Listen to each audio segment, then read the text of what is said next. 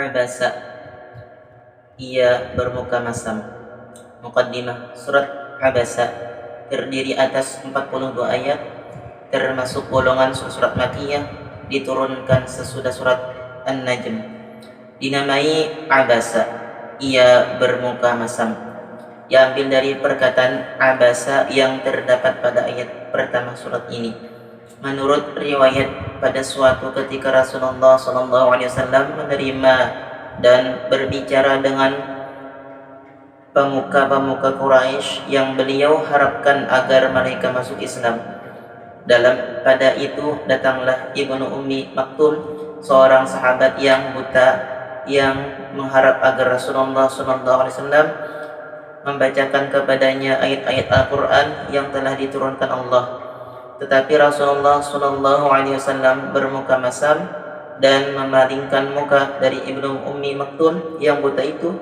Lalu Allah menurunkan surat ini sebagai teguran atas sikap Rasulullah terhadap Ibnu Ummi Maktum itu. Pokok-pokok isinya: 1. Keimanan, dalil-dalil keesaan Allah, keadaan manusia pada hari kiamat. 2. Dan lain-lain.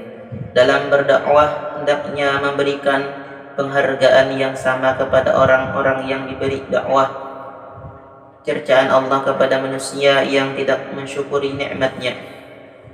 Abasa, ia bermuka masam. Surat ke-80, 40 ayat.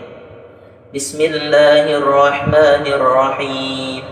Dengan menyebut nama Allah yang Maha Pemurah lagi Maha Penyayang. Teguran kepada Rasulullah SAW. Abasa wa tawalla, dia Muhammad bermuka masam dan berpaling. An ja'ahul a'ma, karena telah datang seorang buta kepadanya. Orang buta itu bernama Abdullah bin Ummi Maktum. Dia datang kepada Rasulullah SAW meminta ajaran-ajaran tentang Islam. Lalu Rasulullah SAW bermuka masam dan berpaling daripadanya, karena beliau sedang menghadapi pembesar Quraisy dengan pengharapan agar pembesar-pembesar tersebut mau masuk Islam. Maka turunlah surat ini sebagai teguran kepada Rasulullah SAW.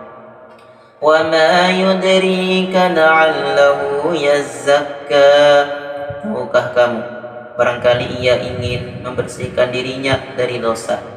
أَوْ يَذَّكَّرُ فَتَنْفَعَهُ الذِّكْرَى, atau dia ingin mendapatkan pengajaran, lalu pengajaran itu memberi manfaat kepadanya. أَمَّا مَنِ اسْتَغْنَى, adapun orang yang merasa dirinya serba cukup, yaitu pembesar-pembesar Quraisy yang sedang dihadapi Rasulullah SAW yang diharapkannya dapat masuk Islam. فَأَنْتَ لَهُ تَصَدَّى, maka kamu melayaninya. وَمَا عَلَيْكَ أَلَّا يَزَّكَّى, padahal tidak ada celaan atasmu kalau dia tidak membersihkan diri beriman. Wa amma man ja'aka yas'a, dan adapun orang yang datang kepadamu dengan bersegera untuk mendapatkan pengajaran. Wa huwa yakhsha, sedang ia takut kepada Allah. Fa anta anhu talaha, maka kamu mengabaikannya. Kalla innaha tazkirah, sekali-kali jangan demikian. Sesungguhnya ajaran-ajaran Tuhan itu adalah suatu peringatan. Faman syaa'a dzakarah, maka barang siapa yang menghendaki, tentulah ia memperhatikannya. Fi suhufim mukarramah, di dalam kitab-kitab yang dimuliakan. Maksudnya kitab-kitab yang diturunkan kepada nabi-nabi yang berasal dari Lauhul Mahfuz. Marfu'atin mutahharah, yang ditinggikan lagi disucikan. Bi aidi safarah, di tangan para penulis, yaitu malaikat. Kiramin bararah, yang mulia lagi berbakti. Peringatan Tuhan kepada manusia yang tidak tahu hakikat dirinya. Qutinal insanu ma akfarah, binasalah manusia, alangkah amat sangat kekafirannya. Min ayyi syai'in khalaqah, dari apakah Allah menciptakannya.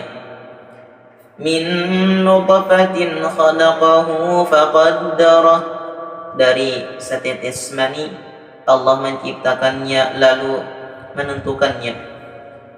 Memudahkan jalan, maksudnya memudahkan kelahir. Yang dimaksud dengan menentukannya ialah menentukan fase kejadiannya, umurnya, rezekinya, dan nasibnya. Summa sabila yassarah, kemudian dia memudahkan jalannya. Memudahkan jalan maksudnya memudahkan kelahirannya atau memberi persediaan kepadanya untuk menjalani jalan yang benar atau jalan yang sesat. Summa amatahu fa'aqbarah, kemudian dia mematikannya dan memasukkannya ke dalam kubur. Summa idza syaa'a ansyarah, kemudian bila dia menghendaki, dia membangkitkannya kembali. Kalla lamma yaqdi ma amarah, sekali-kali jangan manusia itu belum melaksanakan apa yang diperintahkan Allah kepadanya.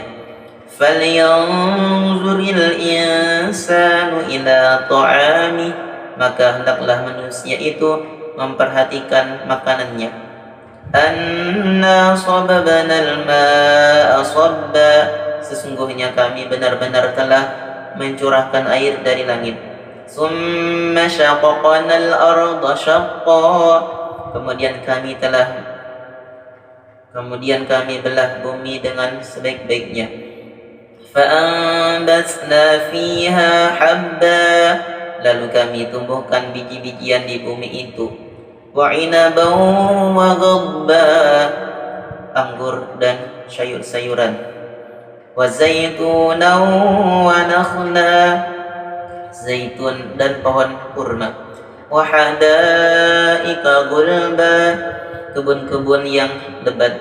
Wa fakihatan wa abba, dan buah-buahan serta rumput-rumputan.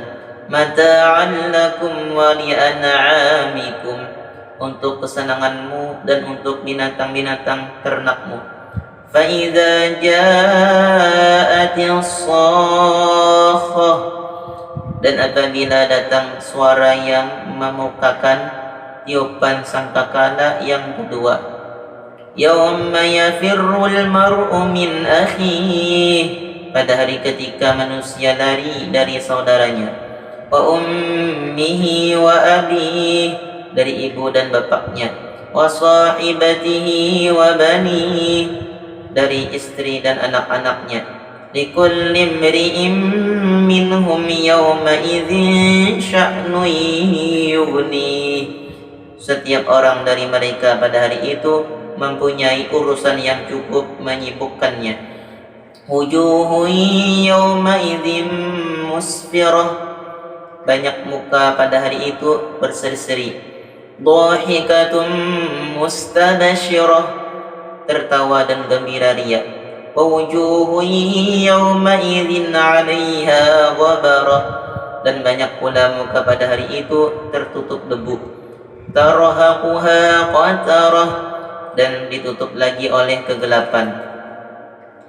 Maksudnya mereka ditimpa kehinaan dan kesusahan.